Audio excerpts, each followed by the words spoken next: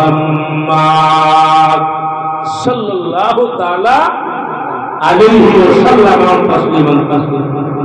বিরাদরে মিল্লাত ইসলামিয়া তো মা জননী বলতেছেন, হুজুর আমার এই দুটো সন্তানকে যদি আপনি একটু নিতেন তাহলে পরে আপনার একটা ঢাল শুরু হয়ে দাঁড়াবে,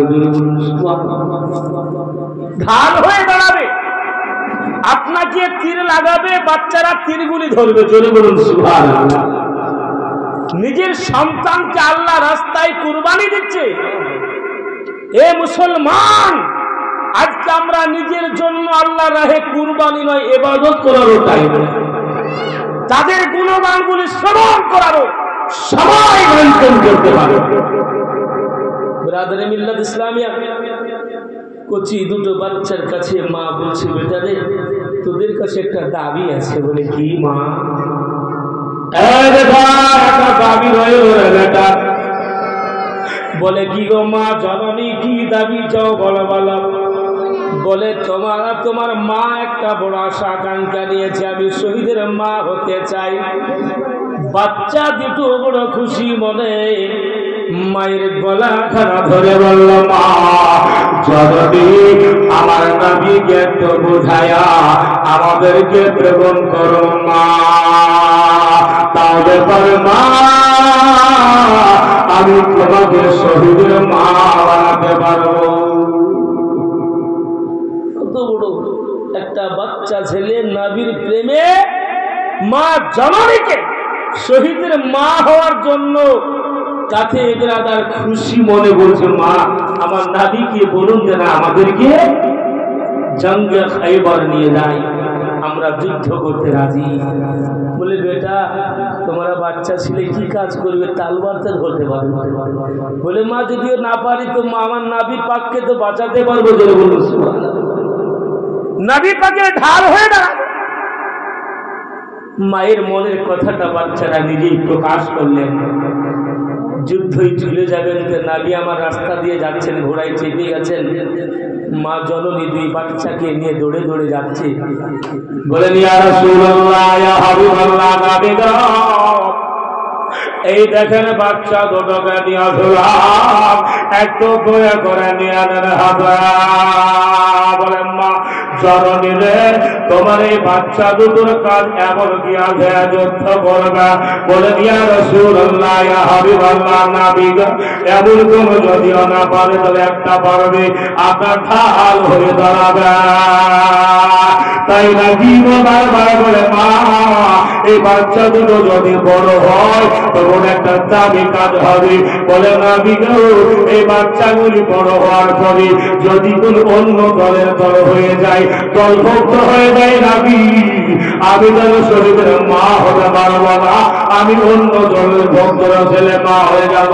তাই জন্য নবী গো আমি বেঁচে থাকতে আমার এই দুই বাচ্চাকে আপনার হাতে যেন তুলে দিলাম।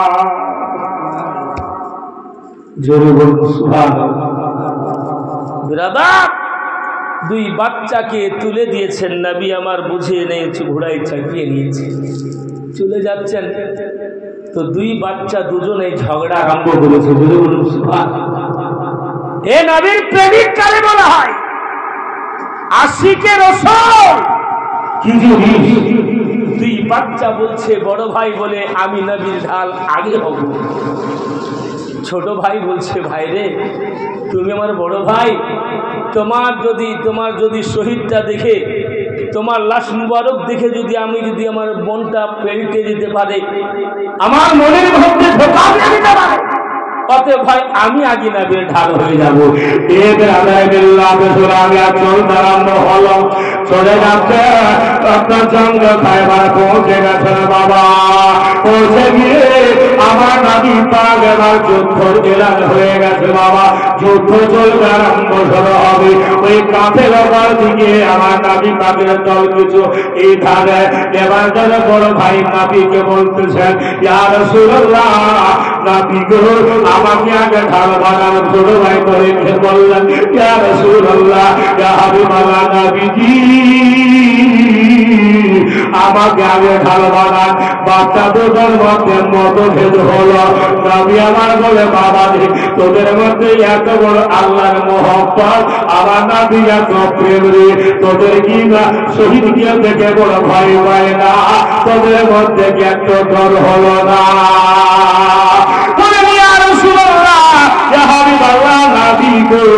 আমরা আল্লাহকে ভয় করি, আপনার প্রেম মহব্বত রাখি। আমি দুনিয়ার কোনো মানুষকে ভয় পাই না, কোনো ঢালকে ভয় পাই না, কোনো তরোয়ার ভয় পাই না, আমরা কোনো তীরকে ভয় পাই না। এই জন্য নবী আপনি আমাকে আগে ঢাল বানান। তাদের মধ্যে লটারি করা হলো, যার নাম আগে হবে সে আগে ঢাল হবে। নবী লটারি করার পর দেখতে পাওয়া গেল বড় ভাইয়ের নামটা আগে আসলো। ছোট ভাই ওই খিমাতে দাঁড়িয়ে থাকলো। এমন সমাজে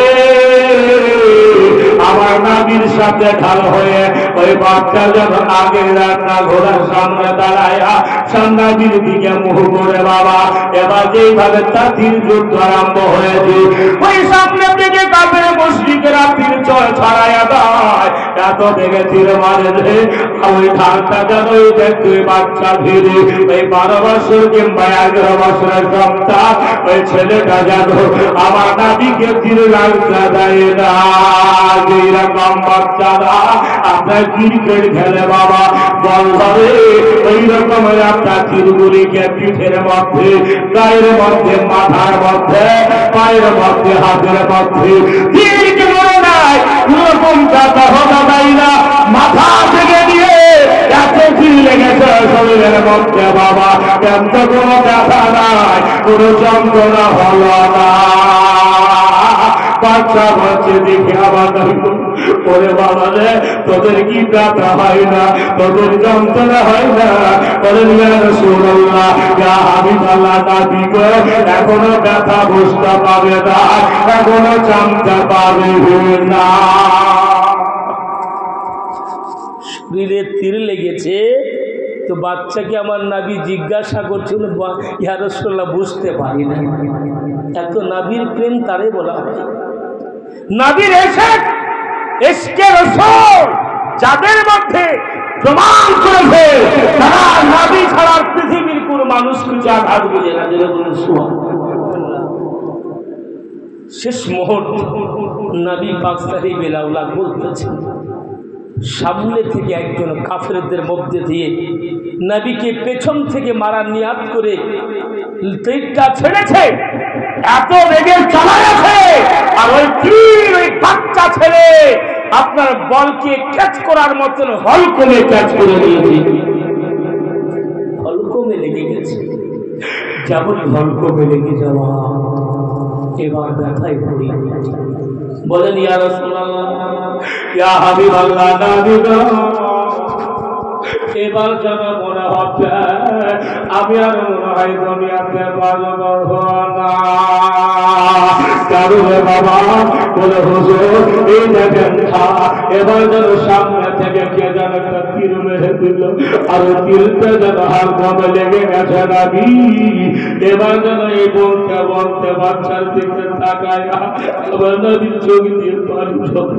ওরে বাবা রে তোর মধ্যে এত নবীর প্রেম, এত মহব্বত, এত আশিকের রাসূল বাচ্চা রয়েছে যারা আজকে এত মহব্বতের খাতিরে চলে। বাচ্চা দুটো এবার বলতেছেন ইয়া রাসূলুল্লাহ, ইয়া হাবিবাল্লাহ, নবী গো আমার মা জননীর কথা দুটো বলবো। বলে কি রে বাচ্চা বল? বলে ইয়া রাসূলুল্লাহ, ইয়া হাবিবাল্লাহ, নবী গো অন্য কথা বলবো না। কথা হলো একটা কথা যারা আমার শরীরের মধ্যে যতটা তীর লেগেছে জানাবি, এই তীরের খবরটা যারা আমার মা জননীকে জানাবেন না। মা জননীকে জানাবেন না, কারণে বলে এই জন্য ইয়া রাসূলুল্লাহ আমার মা যদি জানতে পারে আমার মা আঘাত পাবে, আমার মা ব্যথা পাবে, আমার মা যদি ব্যথা পায় নবী গো আমি কাল কিয়ামতের ময়দানে আমার নবীর কাছে আমার মায়ের কাছে আল্লাহর কাছে আমি জামিনদার হয়ে দাঁড়াবো। মা জননী জানো আমার শরীরে কতটা তীর লেগেছে এই খবরটা আমার মা জননীকে জানাবেন না। বাচ্চাদের ইমানিয়াতের জজবা, আমলিয়াতের জজবা, নবীর প্রেমের মোহব্বতের জজবা নিজের মা জননীকে লক্ষ্য করে দেখার অবস্থা। ঠিক আছে বাবা তোর কথাই বলবার বলবো না, এই কথা বলতে বলতে বাচ্চা যেন হাতটা রুহুটা যেন ইসরাইল এসে জানটা কবুজ করে নিল। ইন্না লিল্লাহি ওয়া ইন্না ইলাইহি রাজিউন। মরতে হবে একদিন তোমায়, তুমি ভুলে যেও না। হবে মাটির বিছানা তোমার আসল ঠিকানা, হবে মাটির বিছানা তোমার আসল ঠিকানা। মরতে হবে একদিন তোমায়, তুমি ভুলে যেও না। হবে মাটির বিছানা তোমার আশার ঠিকানা। এ বাড়ি গাড়ি টাকা করি, বাড়ি গাড়ি জমে দাঁড়ি কে চলে যাবে না। হবে মাটির বিছানা তোমার আশার ঠিকানা। ইসরাইল ফারিস্তা যদি হাজির হবে এসে চাল চকরি চতুহি করা জানবে রবে শেষে। চলবে না সেদিন তোমার, চলবে না সেদিন তোমার কোনই বাহানা। হবে মাটির বিছানা তোমার আসল ঠিকানা। কাঁদবে মাতা, কাঁদবে পিতা, কাঁদবে ভাই বোন এসে পাশে, কাঁদবে বসে আত্মীয় সমাজ। কাঁদবে মাতা, কাঁদবে পিতা, কাঁদবে মাতা, কাঁদবে পিতা, কাঁদবে ভাই এসে পাশে, কাঁদবে বসে আত্মীয় সমাজ। করবে দোয়ার খোদার কাছে, করবে দোয়ার খোদার কাছে যত মুমিন মুমিনা। হবে মাটির বিছানা তোমার আসল ঠিকানা। আল্লাহুম্মা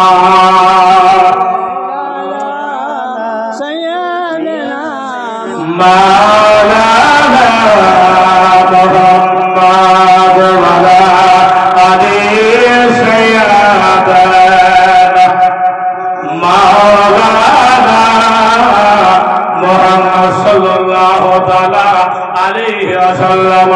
তাসলিমান কাসেরা ওয়া কাসেরা ইন্তিকাল করে চলে গেলেন বাচ্চা।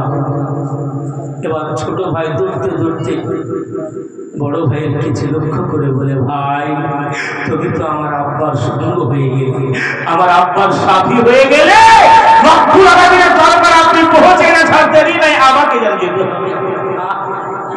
বাচ্চা ছেলে নবীর হাতের দরবারে বিশ্বনবী দয়ার নবীর হাত শরীফ মুবারক দিয়ে দাও দিয়ে বলতেছেন, ইয়া রাসূলুল্লাহ আর দেরি নাই নবী গো, এবার আমাকে নিয়ে নেন। বাচ্চা রে আছে, তোর কি ময়া নাই, তোর কি ভয় লাগে না, তোর কি ডর লাগে না? একবার তাকায়া দেখ, বলেন ইয়া রাসূলুল্লাহ, ইয়া হাবিবাল্লাহ, নবী গো, আমার বাবার চেয়ে, আমার মায়ের চেয়ে, আমার ভাইয়ের চেয়ে, আমার সংসারের চেয়ে দুনিয়া